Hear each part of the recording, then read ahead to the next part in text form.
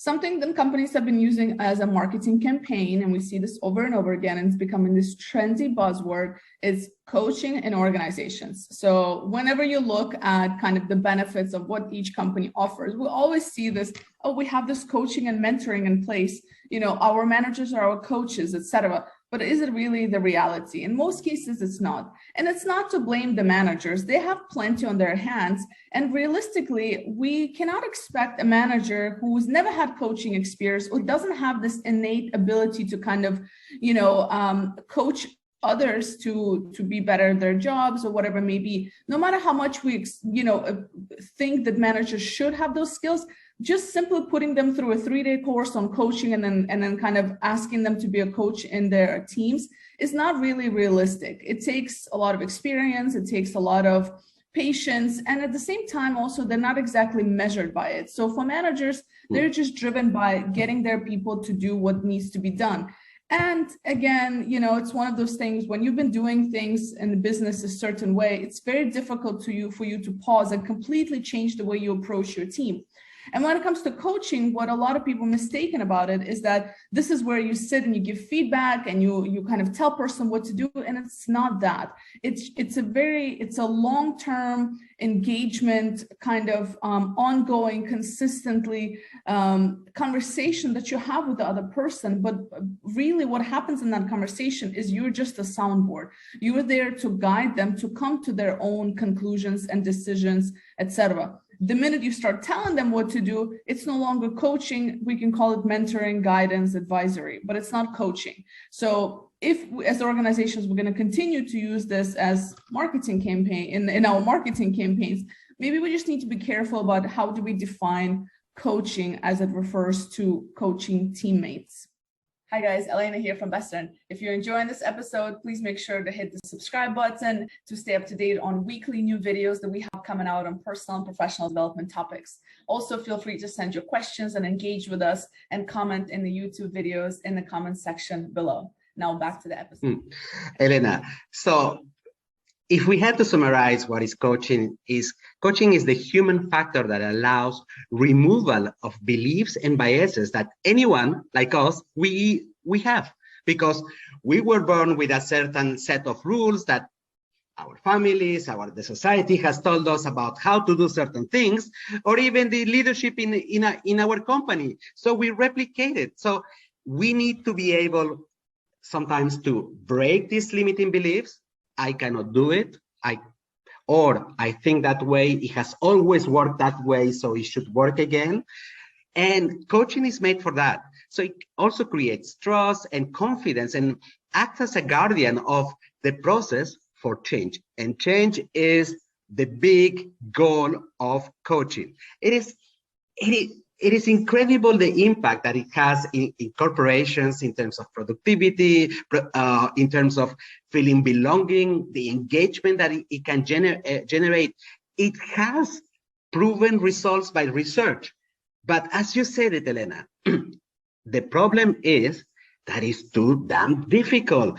3 days of coaching, you cannot become a life coach. You cannot learn all the tricks. So what if we simplified coaching for the job that is meant to do at work? Wouldn't it be easier if you had already a certain set of principles in your head as a manager in order to start coaching, and you define coaching in an easy way? You believe that you have the motivation to do it. That's the first thing. If it is something that is in my to-do list, together with the impact on business, of course, I'm going to go for the impact on business. And you mentioned it. Sometimes the effort that you do as a leader in order to develop people is not simply recognized. If you don't do it, the impact will be 1% of my bonus. So why should I? The other thing is the mindset that you need to have in order to believe in your people. So, and I want to exaggerate a little bit. First, mindset that you believe in you, that you can have impact on people. And the other thing is that anyone can learn new stuff at any time. Anyone can have a value produced for the company if you find the right angle. And the third thing is that instead of going into philosophical discussions of goals in life or what do you want to be in 5 years, why don't you drill down the discussion into the behaviors that you need to have today? Because today is what is going to define the person that you are going to be in the future. So forget about discussing about, do you want to be a vice president tomorrow? No. What do you need to do in order to feel that you are progressing at work? And if we have these three elements, the motivation to do it, the mindset that people can change, and a set of recurrent behaviors that can be expressed on that expressing this change, it becomes a little bit easier. And the type of questions that you need to do is a little bit less complicated than a life coach. It becomes something like, how did that go today? Or specifically about a situation where you are reviewing the situation that happened today. You can encourage someone to move forward. What can be done better? But you are asking and empowering, bringing the accountability to the person in order to find answers. And when you ask the person, it came from him, the chances that there is going to be an action following up is higher than when you tell them, do this, because you don't have the final answer. You don't have the answer for everything. You were not put in a position in leadership to have answers for everything. It's to empower your team to find out solutions that can provide value for your customers, for the organization, and drive an amazing culture at work. The third type of questions is, so what will you do? You challenge the person in order to take action. So let me recap, because maybe I went into the confused mode. It's about reviewing the current situation, something that happened specifically. How did that go? It's about encouraging to judge, to have a perspective of what can be done better. And then the last thing is about challenging. What are you going to do next? Three things. You don't need to have all of the, if I remember back in the days where I passed my certification as coach, there should have been at least 250 different questions. But the ones that you want, it is about actions that you can do today that are related to work. It can be simplified. And that's something that people blames a little bit about coaching at work, is that it's too long and you don't have obvious results, tangible results. And that's why transforming into actions, into behaviors that needs to be observable, and not about just reflections, try to imagine the world if it, no, it is about what are you going to do next based on what you think happened today.